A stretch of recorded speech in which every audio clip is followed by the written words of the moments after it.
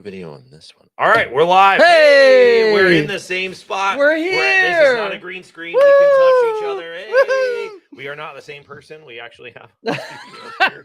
This is the first time I've done a video in this studio. That's wild. I've had the studio for a minute now. 2 years, maybe. Yeah. So we weren't here last week. It was Thanksgiving. How was your Thanksgiving? It was lovely. How was your It Thanksgiving? was awesome. We were in the middle of nowhere in the Cascade Mountains. Oh, go right. It was so cold. And then we're here this week. It's also cold in Huntsville, and it's 18 degrees outside. And I'm not built for this. The beard is just for irony. It's not actually because I need it to stay warm, and I'm ready to go. But you still went with the nice coffee. No Yeah, hot coffee, yeah, huh? I Just mean, couldn't. some things Creature of habit, some things huh? you can't get rid of. So look at us, decked out in official Hey! swag. Call the hotline, everybody, with your questions, and we'll take them from there. We got a big queue of questions that came in over the holiday. Yep. And then we'll get started with the thought of the week, like we always do. Alrighty. MSP's backing out. Oh man, this has been a hard conversation. I've talked to a lot of companies the past 2.5, maybe 3 weeks in total. Ring. Hey, my MSP told me over the last year they're going to stick with me through CMMC. Like they're going to do it. They're going to do it. I've gotten the phone call saying they've decided to back out of helping me through CMMC, and they're not going to be able to support me as an MSP through CMMC on their side of the fence. So I say all this to say, and we did a CS2 talk on this. It's 10 p.m. Do you know where your MSP is? It might be a good time to call your MSP just to validate, and maybe one step further, maybe put some contractual language, more binding terms in there rather than a nice handshake or verbal deal that they're going to support you through the CMMC journey. Because now they're coming around asking for MSP pricing, and it's more expensive to do this in a regulated space now, and they don't have the budget, and now they're basically kind of screwed. Well, so we talk about the SRM, the shared responsibility matrix, all the time. And when I think about people who say that they're MSP, which, like you said, we've heard this in calls. Yeah. People signed up, they partnered with an Yep. MSP, and then now that it's go time, the MSP's like, yeah, I'm so sorry. We decided. Actually, it's just a prank, bro. We're not Yeah. actually going to support you through it. If somebody were to fully leverage the tools and services that we offer to everything that we offer, like the full menu, what percent of the SRM covers their responsibility under 171A? It's like upwards of 70-80%.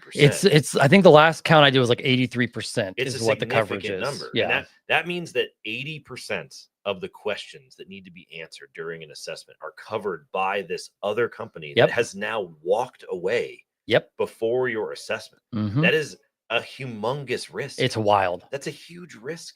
So yeah, you need the contractual language, you need the assurances. Like this is not something that people can afford to just have somebody like rip the rug out from you into the last or minute. just pick up the phone and say, yeah, about that, we're not going to do that anymore for you. Man, the worst possible scenario, we haven't heard this too much, but it keeps me up at night when I think about it, is people who signed multi-year contracts with can't get out of them, and they can't get out of the contract. And the MSP has said, we also will not help you. Yep. So you're still paying them. You got this dead cap money. Right. And you can't, you have a player that you're paying that's not playing on the field for you. I mean, that's a nightmare scenario. Absolutely. And that is going to happen. It is only a matter of time. If it hasn't happened yet, I don't think I've heard any stories of that quite yet, but as we get closer and closer to the go live, December 16th isn't that far away. We're 10 days away from the first CMMC assessment being able to be performed. Well, and theoretically, December 16th is the date that the rule is effective, which means however many companies have the matching and compliance joint surveillance results are instantaneous, CMMC certified. So it isn't like, oh, we're waiting for the first company to go through a CMMC assessment on 12:01 a.m. On December 16th. You're going to have 100 companies that are CMMC certified and then, in the wild, and then they just exist. They just exist. Now you have to play the catch-up game, right? It's like right. Now there are actual companies that I'm going to be competing against with this additional certification. You're not trying to be first, you're trying to be 101st. That's right. At this point, that's what you're trying to do. Yeah, man. Yeah, crazy. All right, well, let's talk about this because it keeps coming up. Oh, the Doge. Talk about the God Doge. bless the Doge. You just can't get away. Love them or hate them. Love them or hate them. The guys behind Doge, the incoming administration, they are good at marketing. Oh yeah, they're very good at marketing because they are. I would challenge anybody in chat. Name one presidential commission from a previous administration that has been focused on reducing regulatory burden. No one can name the them. commission. No one can name the them. acronym of the commission. You couldn't do it. You could gun to your head. You couldn't do it. Well, how many have there been? Have there been a lot? Ton. Okay. There's been a ton. Like every other administration or something like that. Clinton had a major initiative, a presidential administration about reducing regulatory burden, transparency in regulation, transparency in rulemaking. All of these things have been an ongoing effort across multiple administrations, Democrat, Republican, doesn't matter, right? And so in comes DOGE, the Department of Government Efficiency, which is not a government department. Maybe backed by Bitcoin. I don't know. I don't know about cryptocurrency, you know? It's not a government department. It is a presidential commission, right? Like the president can't create new agencies and departments. So they are doing their work and advising the president. Very common setup. There's nothing wrong with that. But their anti-regulatory rhetoric, the bend towards reducing fraud, waste, and abuse in the government has people convinced that CMMC will be eliminated. It will be targeted by DOGE. And I have a very counterintuitive, apparently, take for everybody. Whoa, what is it? How about this? Right? I know that people don't like this characterization, but the government is doing CMMC. The DoD is doing CMMC because they are paying contractors to implement cybersecurity requirements, and they are not implementing them. And that is causing direct measurable harms to the department. And in the eyes of the DoD, the folks in congressional committees, and the DOJ, that is fraud. It is fraud. Illegal. It is not. Yeah, you are being paid for something you're not doing, right? So the Cyber Civil Fraud Initiative is not a coincidence. It is called that because they're going after contractors committing cyber fraud on government contracts. So in actuality, CMMC is the mechanism that is directly in line with what DOGE wants to do. It wants to search out and find fraud, waste, and abuse, and push it out and get rid of it. So it is not something that would be eliminated simply because it is a regulation. If it is a regulatory mechanism it is a means to the end for what DOGE wants to do. So for everybody who has convinced themselves that DOGE means the end of CMMC, I would tell you to maybe think twice about that. Elon and Vivek are probably backing CMMC more than we think. Well, insofar as it would even be something that they're more worried about eliminating the Department of Education, right? Like doing things with private, Social Security and stuff like that. But yeah, when you look at what CMMC is doing, it isn't just an arbitrary regulation. It is trying to hold contractors accountable when they commit fraud, and that's exactly what DOGE is looking to do. So we're not going to get into the politics behind it. It doesn't matter whether you condone it, you like it, you dislike it. I'm just saying that I mean, I've gotten this question probably more than any other question. Really? Is DOGE going to eliminate CMMC? I get LinkedIn messages. I mean, people walking up to me at conferences being like, what about DOGE? What about DOGE? What about DOGE? Interesting. And I'm like, I don't think it's going to do the thing that you think it's going to do, because everybody who looks into what CMMC is doing is like, oh yeah, that's a pretty important thing to do. So just take that for what you will. It is not a vendetta against CMMC the way I think people have convinced themselves. You've got somebody in the chat agreeing with you, it looks like, as well. I mean, there you go. Yeah. So yeah, a little bit of extra thought there, and I think you can come to maybe a different conclusion. Alrighty. So more and more, probably I would say maybe coming up on the number one amount of companies that we talk to are companies in the construction industry. A lot of them. Lots of defense contractors who do construction, facilities, maintenance, tons and tons and tons of stuff.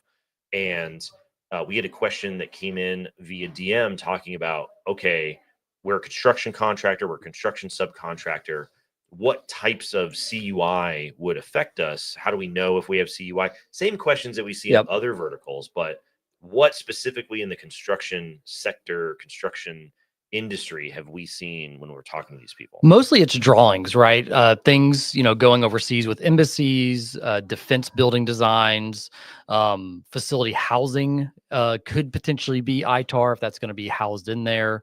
Or export control CUI. So, I mean, there are like a various amounts of things, but most of when it comes back to engineering and architectural firms in the construction business, it's the schematics, the builds, not even necessarily the locations, but how you're going to put together these these buildings and the sensitivity of what's going to be housed inside of them, right? So not every building you build for the DoD might be CUI. And I mean, maybe it could be, but you have to be really careful and understand, like, okay, what am I actually doing? What am I getting into? What's the sensitivity of this project?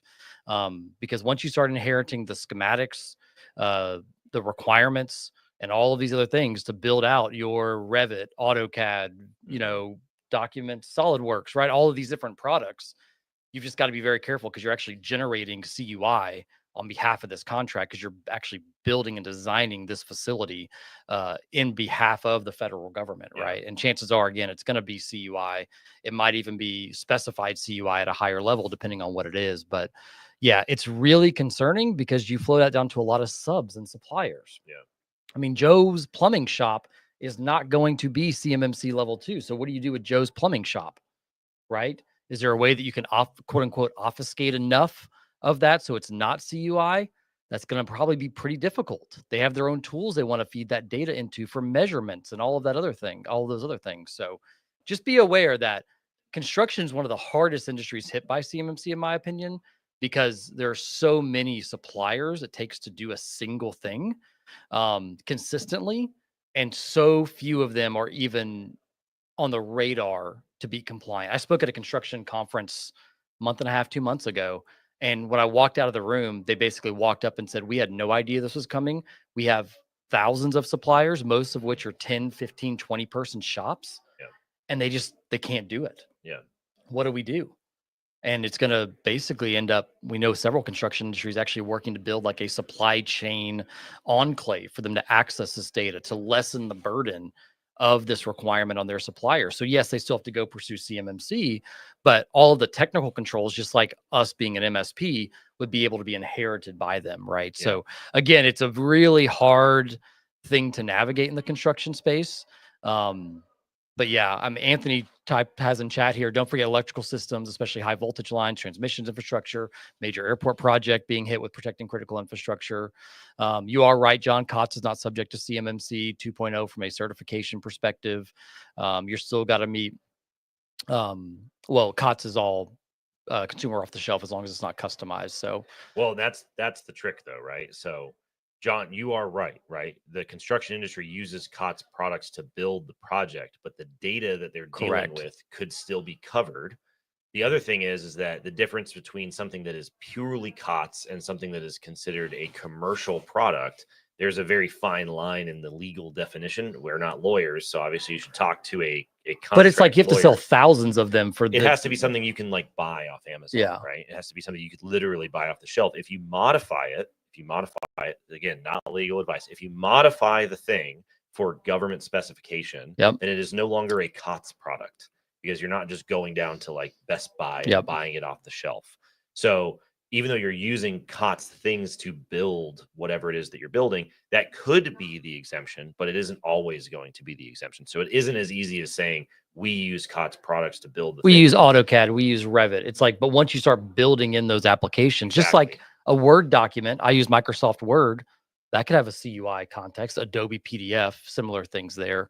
You're absolutely right. The tools themselves can be COTS all day. The data being processed or transmitted, that's your trigger point. Yeah, and the other issue that you get into is that you might be COTS exempted for a certain thing, and this is exactly what we were telling these folks we were talking to at this construction company was, they were asking how do we know what level we'll need?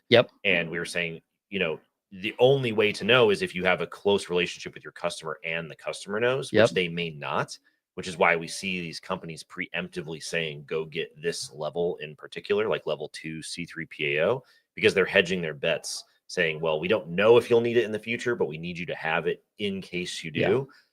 So even if you have a COTS exemption, that isn't a guarantee that your customer won't ask you to be prepared at some for something point different in the future.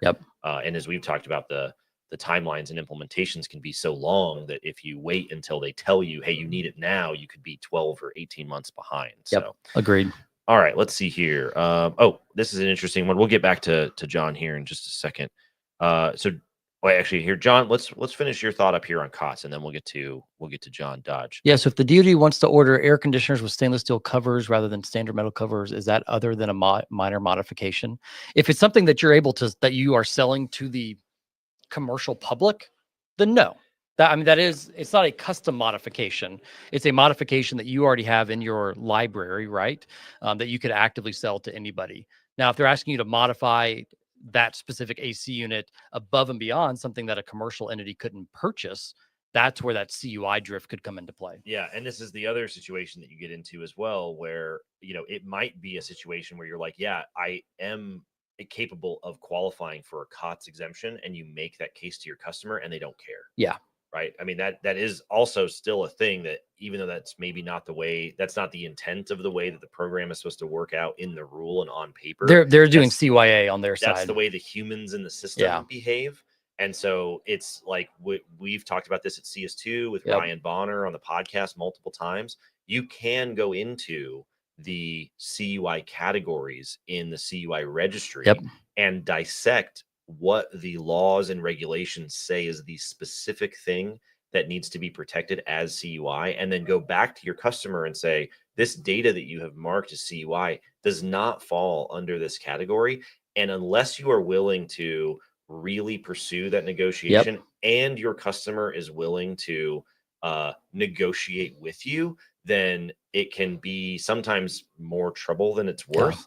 It's a case-by-case situation. You don't want to burn a bridge, right? So it's that dance of you want to keep the business, but you also want to make sure that the data classification is as accurate as possible to limit your scope. And that's that hard tension, that hard battle, because the contracting officers at your prime or at the DoD, they're going to say, sadly, CYA for themselves. So you almost have to build that full case to present back to them to say, actually, only this one piece of this whole thing is CUI. Everything else I'm considering COTS, right? So I'll protect this one thing to this. But do you want to cause that friction, AKA, or do you want to risk not doing business with those organizations again? Most companies don't want to do that. It's a strategy question. It's a situational question. It just depends. There are ways to go about and do it. There are ways to leverage it, but it isn't a guarantee. Correct. It isn't a guarantee. So your mileage may vary, but you are right, John. Like, there are COTS exemptions, and a lot of people qualify them. There are situations where data is overmarked and it's not CUI. Yep. And in a lot of situations, it doesn't end up mattering because the customer doesn't want to hear it. So good luck. I mean, that's something that you should definitely try to leverage. Pursue it as much as you can. 100%. All righty. So John Dodge said, we got an email from DCMA about our scheduled assessment in Q1 next year and scheduled pre-assessment coordination call. What to expect from the pre-assessment coordination call? I'm assuming this is a DIBCAC high, probably not a joint surveillance at this point. I would imagine that this isn't a joint surveillance. This is probably DIBCAC high. Some considerations here for you, John, because we don't have all the details. If this is a joint surveillance call and it's supposed to be in Q1 of next year, maybe try to get that done faster, or switch this over to a full-blown CMMC assessment with a C3PAO, because the joint surveillance program is kind of an interim program that existed before the effective date of the final CMMC rule. On December 16th, when the rule goes into effect, all qualifying joint surveillance assessment results will be transitioned over to full CMMC assessments. If you finish a joint surveillance assessment after that date, you don't get your CMMC certification transitioned from your joint surveillance. Yeah, I hope it's not a joint surveillance. However, if it is a DIBCAC high assessment, then it's still going to be evaluating the same requirements in the same way, and so on and so forth. However, what we know about DIBCAC high assessments is that they tend to not be random lotteries. Right. They, as is basically the only clue that we've ever had. What we've heard is that they are a good indication that you would be a candidate for CMMC level 3 requirements, because you have somehow ended up on the radar of the DoD based off the nature of the work that you do, the data you handle, or whistleblow, maybe something. Yeah. So there's, if it is a DIBCAC high and DIBCAC has reached out to you rather than you initiating the conversation, then I would definitely treat that as an indicator of level 3. Things like that. As far as the pre-assessment coordination call, I'd have to reach out. I can't remember the resource, but I think the DIBCAC website has information on what they go over in their coordination. Kind of a what to expect when expecting. I think so, but I can't remember. The last I heard, they're going to request, not necessarily give it to them on the call, but request a copy of your SSP. Yeah. They're going to go ahead and request a lot of your documentation ahead of time. And they're going to plan the assessment date usually 30, 60, 90 days out from getting that. Yeah, I would have as much documentation ready as you can. I'm not familiar with what DIBCAC does these days, specifically in their pre-assessment coordination call, but we can reach out to Jen Henderson and see if we can get some more details for you, and then either do a podcast or follow up on it in the next Q&A session for sure. But at a big level, if they've reached out to you, then be on your P's and Q's. Yeah. If you have reached out to them for joint surveillance, then maybe take a second look at the timing of your assessment. All righty, let's see. We've got a couple here in the backlog. Okay.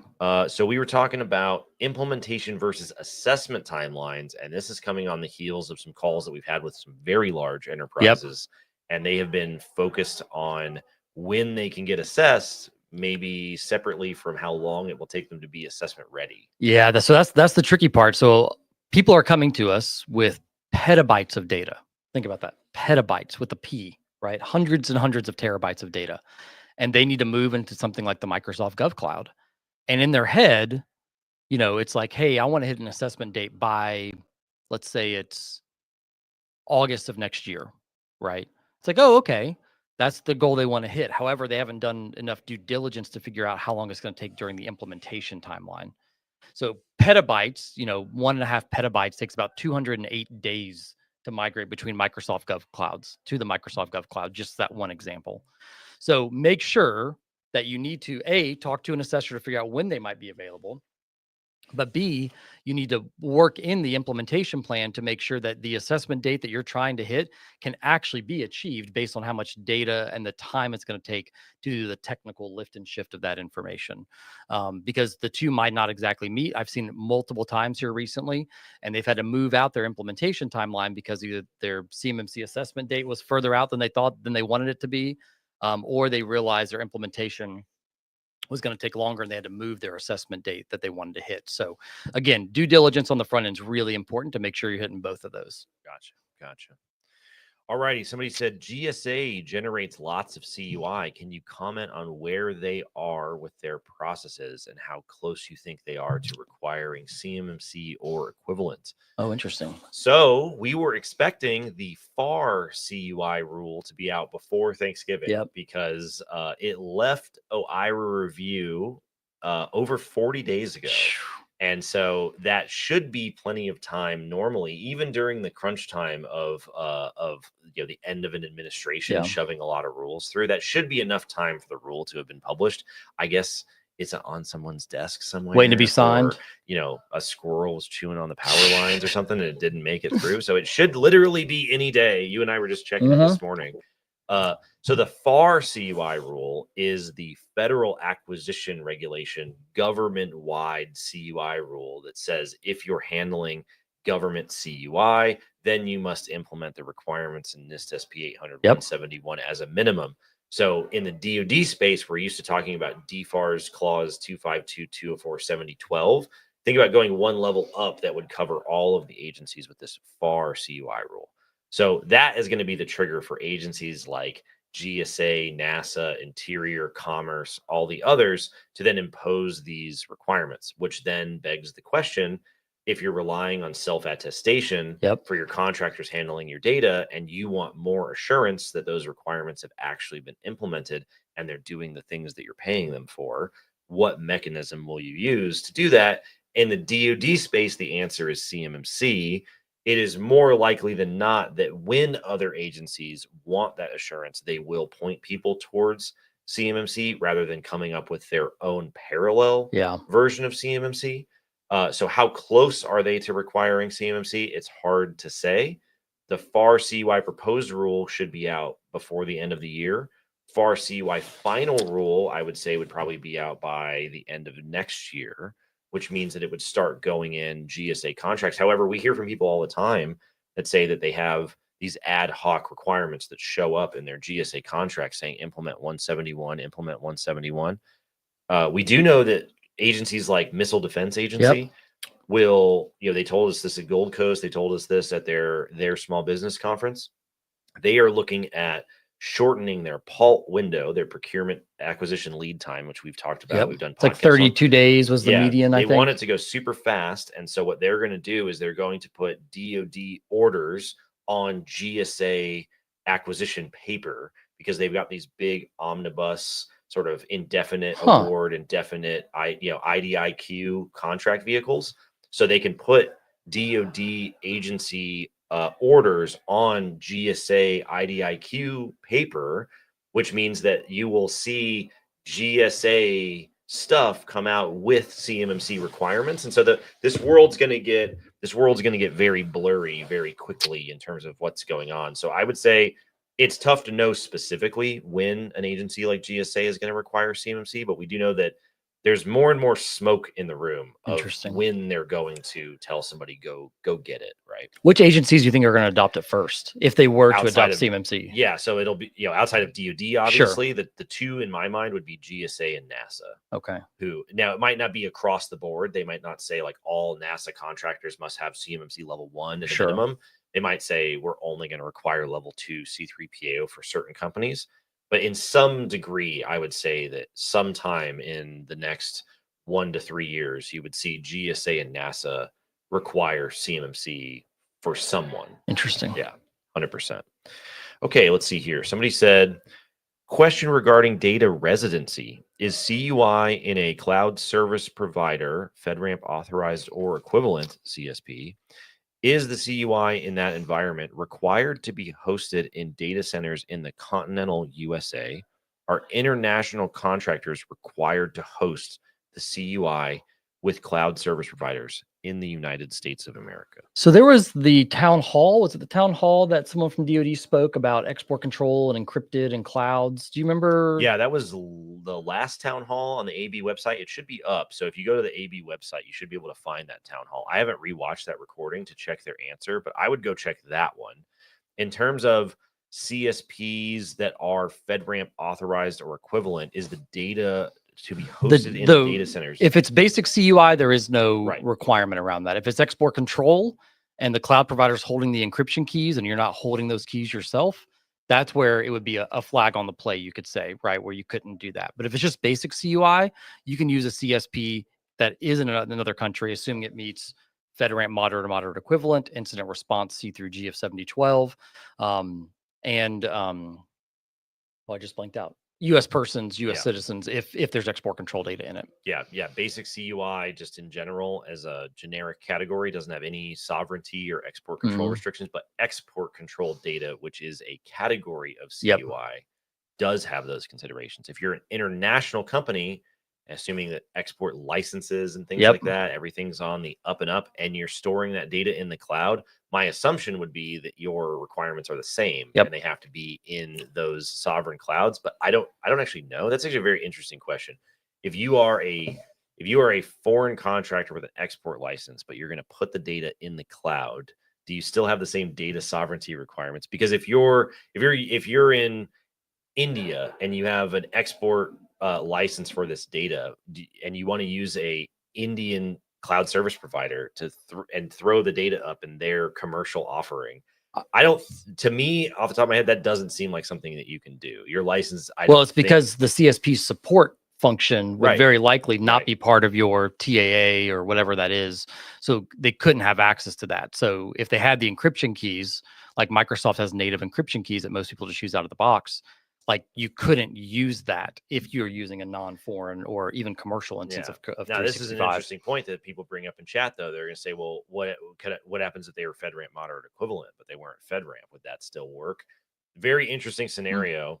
It's one I'm going to have to think about more. Yeah. It's definitely one that my first advice, not to give this advice again, but my first advice is you definitely need to talk to an export control attorney. Yeah. Because when you get into dealing with export control fines and things like that, you can get into some serious trouble in the event that it comes your way. So I would definitely get a qualified legal opinion. But it is an interesting question that I am going to think about on the plane. It all comes back to the ability to access. That's usually what all that starts to come down to. So from an export control perspective. So if the support team, if your internal staff, you have to think about that full scope of who may have access to that data. Yeah. And so, here's sort of a follow-on related question. Does FedRAMP moderate require data to reside in CONUS? So no, the FedRAMP as a certification by itself does not have a stipulation that says it has to be in CONUS. For instance, let's say that the Microsoft Commercial Cloud were FedRAMP. Microsoft Commercial doesn't have a CONUS stipulation. However, as we've talked about before, Microsoft Commercial no longer supports, as of like 2 months ago. Yeah, they no longer do FedRAMP. And so if you want to use Microsoft solutions and you need to have FedRAMP, then you will end up being in sovereign clouds, sort of by definition, but not because FedRAMP says that you have to, but because the way Microsoft has aligned their offerings to FedRAMP, you end up being in those CONUS compliant, CONUS located solutions. Alrighty, let's see here. We got a big backlog. Let's say, okay. My company works as a sub to a general contractor on projects that may involve CMMC requirements.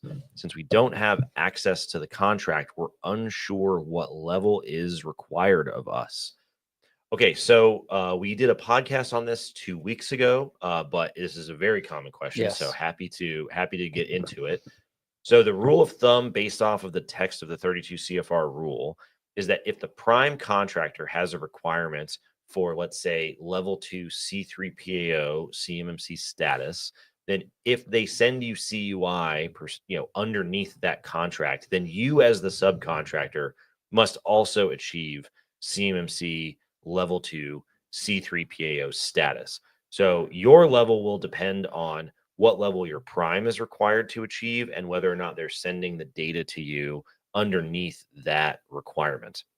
Unfortunately, a lot of times you may not know that information. Right. They may not know that information, which is why we're seeing the primes increasingly from in their own words saying that they are preemptively requiring people to achieve CMMC level 2 C3PAO because they either don't currently know, or they can't know, or they aren't sufficiently motivated to find out whether or not this specific data under this specific contract with this specific requirement is going to flow to you, this specific subcontractor. They've got to hedge their bets. They got to figure out what's the highest watermark here that we're probably going to get. It's probably going to be a level 2 certification, AKA supply chain. We need you to go get L2 certified. Yeah, absolutely. Just so we can hedge our bets. We were just talking to somebody yesterday where they used to work on proposal teams at a large system integrator. And these proposal teams will get together 12, 18, sometimes 24 months before the solicitation comes out to plan what they're going to put in the solicitation. And they do not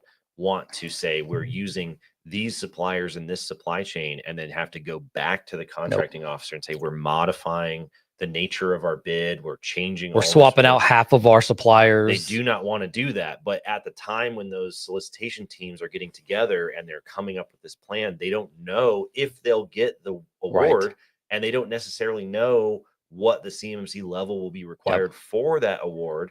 They don't necessarily know. And as the DoD says in the rule, the DoD does not know that when they give this award to the prime, maybe they're like, yeah, we're going to send you CUI, but they don't know if the prime is going to decide to flow it to you or not. And so you see this sort of move towards, you can bet on needing CMMC level 2 C3PAO status, even though no one can specifically tell you when or if you specifically will be required for it, which is very frustrating, but it's also it's a reality. It's also very inevitable at this point, just based off the way that the system works. All righty. That's sad news. We're sorry, guys. Yeah, it is what it is. It's just that's the environment that you're having to figure out, how to zig and zag and strategize, right? So it's that's just the way that the cookie seems to be crumbling here. Do you have any thoughts on what's going on with the FAR CUI rule now that Thanksgiving has come and gone? Have you heard any new estimate on when it might be published? Haven't heard any new estimate on when it might be published because we seem to be the only people estimating when it might be published. About to say, I was like, based on our constant F5ing of the Federal Register page and the OMB dashboard page. Do you think pre-Christmas? I can't imagine that there's any reason why it wouldn't be out before the Christmas break, because I couldn't imagine any reason why it wouldn't be published before Thanksgiving because it's done with OIRA review. Now, that being said, I've been fibbing to people a little bit over time. Okay. Right? It isn't actually true that it gets done with OIRA and then OIRA hands it to the Office of the Federal Register. What actually happens is, of course, OIRA gets done with their review and then it goes back to the agency for like the final signature that says, oh yeah, it's been approved. And then it goes to OFR. For instance, the 32 CFR final rule comes out of OIRA review, goes back to the DoD CIO and they sign it again. And then it goes to OFR. But that process normally takes like a week, maybe a week, a couple days. And it's so fast and so short that it isn't something that has been required for us to explain. Yeah. It just happens so naturally. It's just the red tape bureaucracy, right? It's just how it works. You can imagine that there's like lots of things that get signed that don't need to be. Yeah. I would imagine that because it's a FAR rule and there's multiple agency heads and it's a federal wide contract, maybe there's more signatures that need to, be acquired. But it's been what, 6 weeks now? It's been like over 40 days since it left the OIRA review. There are a lot of rules. I mean, every morning there's like 6 to 16 rules and proposed rules that are all being published. They're all so the backlog is obviously very significant.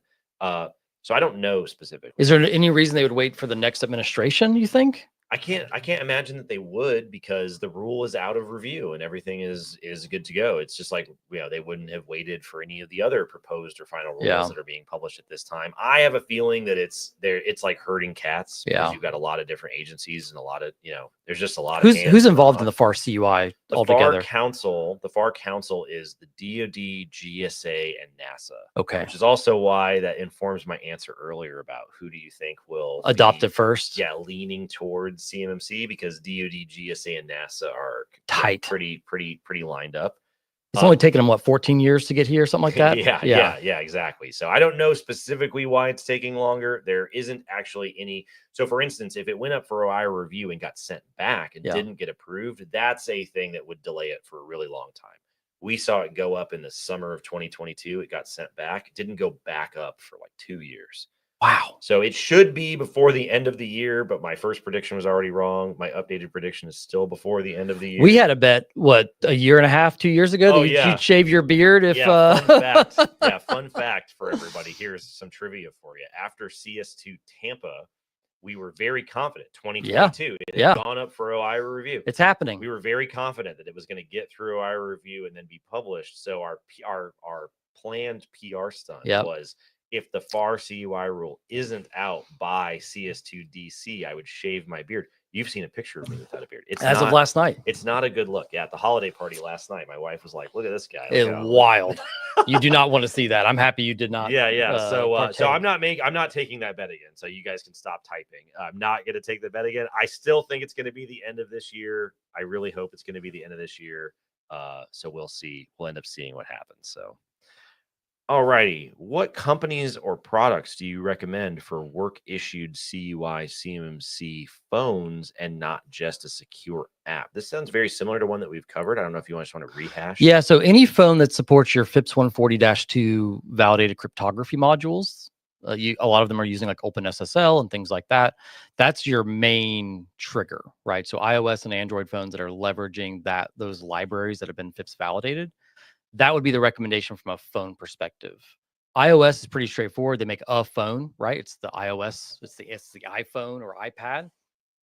Android, there's thousands of distros and versions and models.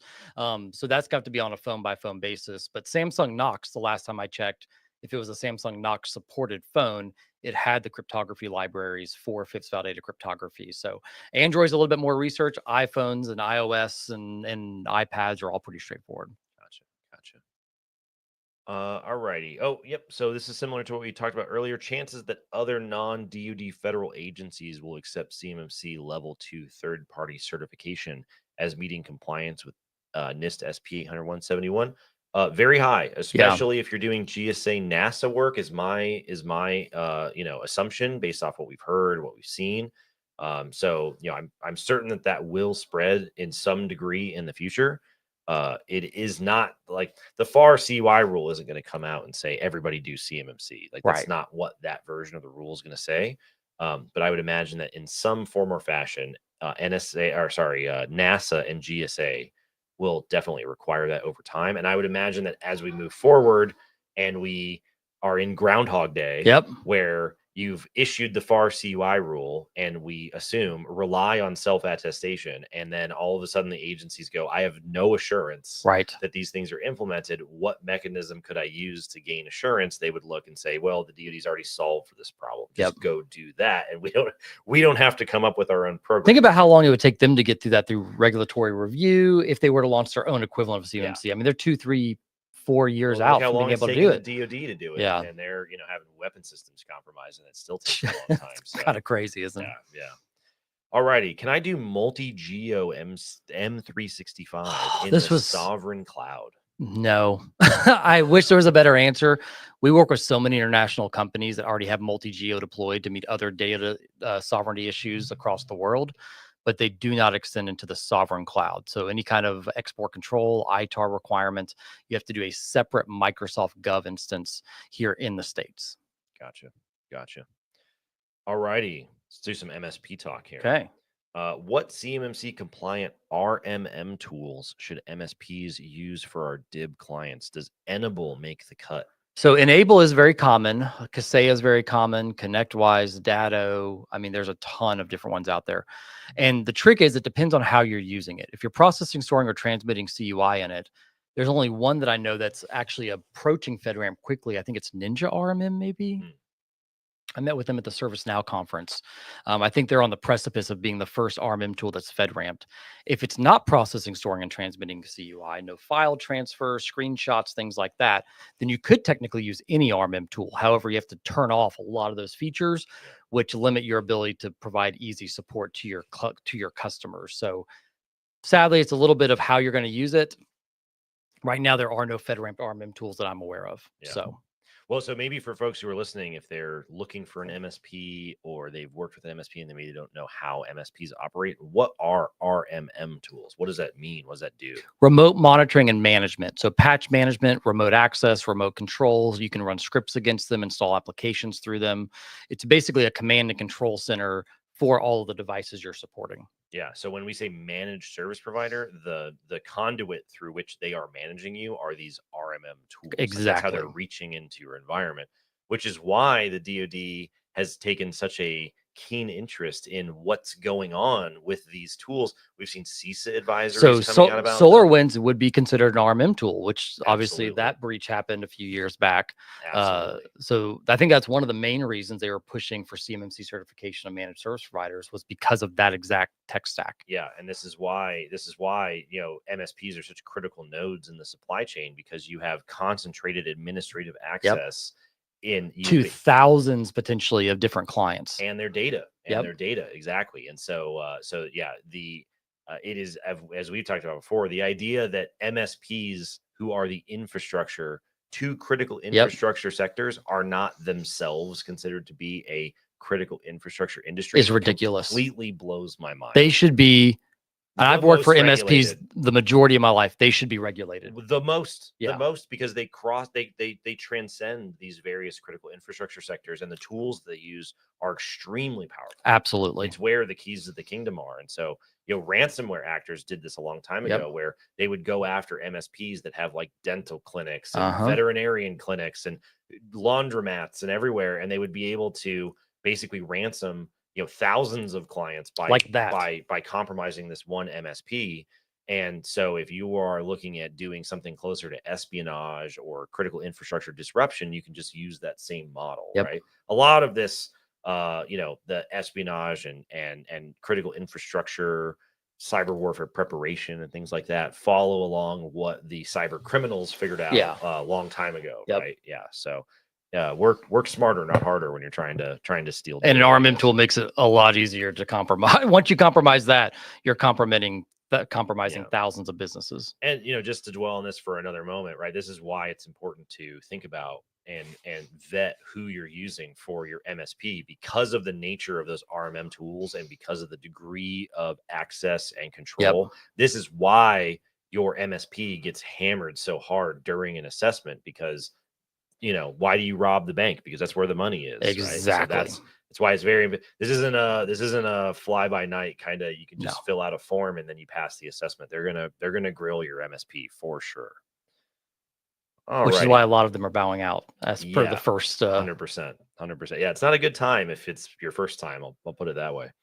Okay, so do you have thoughts on Windows Defender versus Sentinel-1? Not any immediate thoughts, quite honestly. I mean, Sentinel-1, CrowdStrike, all those tools, the benefit of those is they come with the ability to have a full managed SOC behind them. The question is that managed SOC going to be compliant? And that's kind of the really hard part, is the access that some of these support staff have to your systems. If you have, export control data on them and things like that, you just can't use that portion of them. Windows Defender out of the box, just on a regular installed computer you buy from Best Buy, not the greatest. We deploy the full stack of the MXDR suite from Microsoft, every Defender enhancement, you could say. And we provide an MXDR or MSSP service to tag on to that. Microsoft doesn't have a native package where you can buy a managed SOC. You have to use another third party, right? So the nice part about Sentinel-1 is it's one package, but does it meet all your compliance requirements, right? Same thing with CrowdStrike and all these other companies that are providing these tools. You just have to do a level of due diligence around their cloud provider for FedRAMP and their staffing, who's going to have access to these different systems that these agents are installed on. Yeah. And when you talk about Defender enhancements, you're talking about, this is when people say Defender for cloud apps. Defender for cloud, Defender for identity, Defender for endpoint plan 2. I mean, there's a ton of them out there. So these are like modular versions of Defender rather than one all-in package that you would hear under like Sentinel-1. Exactly. Okay. Gotcha. That's very helpful, I think, especially because people, if you didn't like digging through Microsoft licensing, and you saw all of a sudden you've got all these different flavors of Defender, you're like, what the hell is going on? M365maps.com. It's the best licensing deciphering tool I've ever seen in my life. So I've been in IT for most of my career, sales only the past few years, and I wish I would have had that tool to decipher all the plugins and modules, and you get this with that, and anyways. They're gonna have to buy that guy eventually. They have to. It's just like the sysinternals guy. Oh, it's so good. Right? Yeah, it's so awesome. The tools are so good. It's so good. Yeah, 100% that's gonna happen. All righty. Oh, hey, classic question. The old NFOs. Will an auditor look for NFO controls or just the NIST requirements specified in 171, 172? Okay.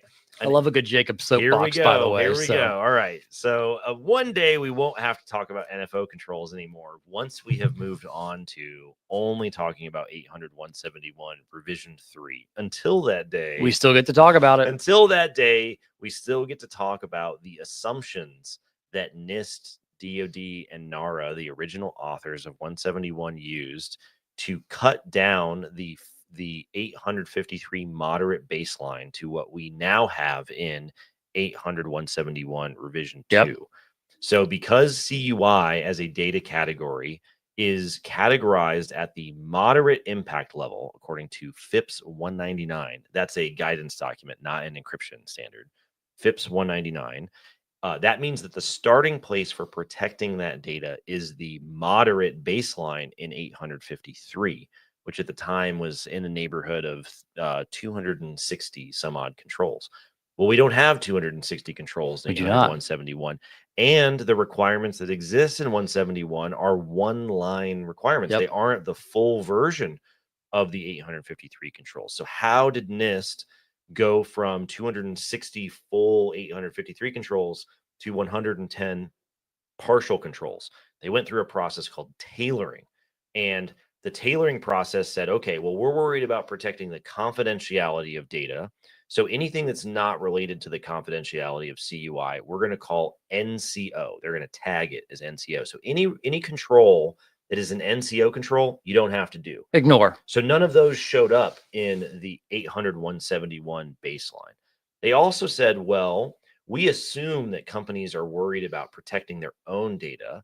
And that's their first mistake, by the way. Anyways. They've been handling controlled government data for a while now. So surely they would be doing some things in terms of having a security program, governing that security program, monitoring that security program, documenting that security program. And so they said, well, we can make all these assumptions about the fact that they're already going to have these things. And they called those controls NFO controls. And they are which stands for? I would have to double check. Okay. I don't think they actually spell it out, right? But an NFO control is essentially the thing that the NIST the 171 authors assumed that contractors were already doing. And the main one that they assumed everybody was doing, other than you have an agreement with your MSP that they are implementing controls. Oh, interesting. Yeah. So they've assumed that, of course, if you are going to be partnering with a company that has that level of privileged access, that degree of control and insight into your environment, you surely would be controlling that interface. You would be crazy. Yeah, I mean, you would think you so. would be out of your mind to allow someone that level of access, especially when you're working with covered, regulated government data, to just say, oh, I have no idea what they're doing. So it was an innocent and naive assumption, but I don't think it was unreasonable, because it is crazy to not do something like that. However, back to the question, the main thing that NIST assumed that people would do is have a documented security program, because in the NIST philosophy of security controls, you implement the controls in your environment to match the management intent for protecting the environment. If you have a control that's implemented that your management doesn't want, then why is it in there? Right. But how do you know what the management intent is? How do you know what the leadership of the company wants in terms of governing their control environment? It would be documented in their policy. Policy as the sort of manifestation of leadership's intent for protecting their data, their environment, whatever. So they said, well, surely you would have policies and procedures. Crazy because thought. Otherwise, how would you know how and why you're implementing controls, which you are surely doing? So to the question, will an auditor look for NFO controls? No, but they will look for your documented policies and procedures, which are technically NFO controls. So no, they will not. And yes, they will. They will look for things, for instance, how you manage your MSP relationship is a main topic of what's going on in the assessment, but technically SA9, the control that governs that relationship, is an NFO assumption that you aren't required to do. As we moved into 800-171 revision 3, NIST said maybe we shouldn't have made those assumptions. I think that's a fair assumption. Yeah. Which is why we now see the increase in the baseline of new controls. A lot of those new controls was NIST saying those are no longer assumptions, they are explicit requirements. So it's a fascinating story. It's a fascinating rabbit hole. If they made the assumption and you ought to have been doing them, and now they're specified controls, does it actually count as an increase? If it's an NFO control and they're not allowed to ask you about it in an assessment, but you are going to be asked for your policies and procedures, are they really assessing an NFO control? So these are, fun dinner table conversations to have with your family around the Christmas break.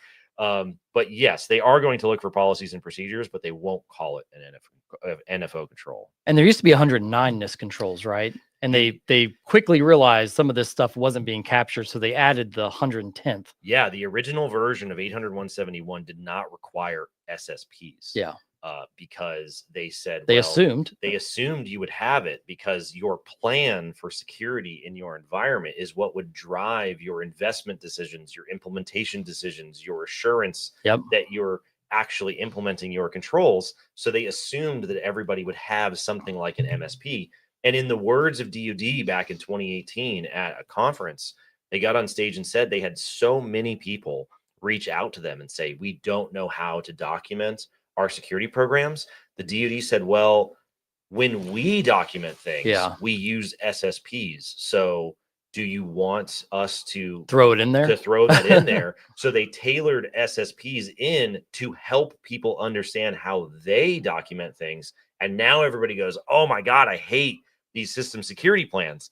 So in the longer term memory of DoD, they're like, no. We did this to help you. You asked us to put this in because you didn't know how to document stuff. Had people said, we'll figure out on our own how we're going to document stuff, you wouldn't actually have to do an SSP. So it's a broader lesson in the sense that sometimes when there's ambiguities in the standard, they're a good thing. Yeah, don't challenge them. It gives you some flexibility to justify what you're doing. When you ask the government for specific answers, you cannot be surprised or upset when you get a government answer about how the government wants you to do it. And then that becomes the requirements. All right. We got time for one more? Yeah, let's see here. We are at about 5 minutes. And people were popping off in the chat about NFOs here. Let's see here. Non-federal organization. Let's see. Somebody said, I went through a DibCAC high and they asked us questions tied to the NFO controls. Well, yeah, I don't know if they said, hey, specifically, we're asking you about NFOs. DibCAC highs are sometimes sometimes they can be off the leash a little bit because it's DCMA. DCMA has a much broader mandate for what they're allowed to ask. You know, specifically, even in something like DFARS 7012, they can ask you about other parts of DFARS 7012 outside of just 800-171. Technically, NFO controls aren't part of the assessment, but this is the problem, is that it's such a blurry line. You have to ask about documentation, but documentation isn't required. So they're going to ask you about it, even though it's still technically this weird NFO. John says it stands for non-federal organization. So not exactly a specific definition of NFO, because you're like, when you look at the appendix in the back of 171, you're like, these are non-federal organization controls. What they mean is they assumed that non-federal organizations would be doing these already. things. Yeah. Alrighty. John said NFO controls separate out those 853 controls only applicable to those organizations that are not federal agencies or organizations. Actually, in the appendix, they say that the NFO controls are those controls that they assume will be implemented without specification, which is why in 171 Rev 3, we see them specify the controls as actual requirements. All righty. Let's see here. Some other stuff that came in. Jimmy said, are there any tools or services for identifying CUI within your environment? Or is the Microsoft DLP system the best thing for now? Microsoft DLP is one of the better out there. There are other third-party DLP tools as well. I've heard some people with pretty good success on the on-prem side using Netrix and using their data discovery with some of the same regex keys. But yeah, I mean, Microsoft DLP is definitely, it's really useful just because email is one of the still main ingestion points of CUI. So it's one of those things that makes it fairly straightforward to see the scope and SharePoint, OneDrive, Teams, Exchange kind of out of the box. Gotcha. All righty. Somebody said, I struggle to decide between GCC and GCC High. Is CMMC level 2 certification in GCC possible? Yes. Where can we get definitive guidance based on our data handling? So it all depends on if you have export control data or not. Daniel has a slide. That's what he's doing. I Daniel do. I'm has a slide sorry. for everything. I've got a slide for everything. Let's see. Where are you? Slide. And while you find that, the general, line between GCC and GCC High that I think is common understanding is whether or not you have export control data sovereignty issues. Right? That's exactly right. So if you look at this chart, this is a Microsoft chart, and we can drop the link in chat. You can get level 2 in GCC and potentially level 3 in GCC. Level 3 is probably not as common as that's going to be, because level 3 is probably going to have more export control, critical CUI, obviously requirements. So yeah, so if it's basic CUI, you can check the box with level 2. If it's specified CUI with like export control requirements or non-US persons, you've got to go to GCC High. Awesome. Yep, and their link is down here, and then I'll find a way to drop it here on the chat after the live stream's done. Definitely. Yeah, well, definitely. I know this is a YouTube comment, it'll definitely be in the comments on the LinkedIn stream for sure. Yep. As the best way to do it. Or you can just reach out to us, and then we can walk you through the slide deck on a call if you want. I've got a many slides. All righty, let's see here. So Michael, somebody was responding to Michael, and they said they asked. I assume this is talking about the DCMA auditors. They said they asked to see our rules of behavior and acceptable use documents and proof that people had read them. So yeah, it's interesting that you bring this up. I think this was a conversation that was going on in chat during the stream, maybe during that pre-assessment coordination call that was talked about earlier. But the part that is interesting to me about this is they say, yeah, they wanted to see our documentation, but they also wanted to see proof that people had read. I love that, honestly. They wanted to see proof that people had read it. So the DCMA people are just walking around the office being like, pop quiz, hot shot. Hey. What's on page 6 of your acceptable use policy? It's like you signed this 2 years ago. Awesome. All right. Well, that was our first stream back from Thanksgiving. We're going to have a stream on Friday the 13th. Ooh. Spooky time. And then we'll have another one on the 20th. And then we'll take the week of Christmas off. And then it'll be 2025. and we will be, well, one, we're going to be on the other, our next Q&A session will be on the other side of the effective date of the rule. That's going to be interesting. That's going to be very, well, no, it'll be the 13th. It's the 16th. 16th. The one on the 20th, right before Christmas. Merry Christmas, everybody. Hey. Will be the effective date of the rule. So we'll have 2 more before our Christmas break, and then we'll be in on 2025. If you find this stream afterwards, you can always leave comments on LinkedIn, and we'll add them to the queue beforehand. You can always send us comments and questions via DM if you want us to keep your name out of your questions and comments. And yeah, thanks for joining us. I know it's still the holidays for a lot of people. A little bit. So yeah, enjoy your weekend. Yeah, see you later, everybody. See y'all.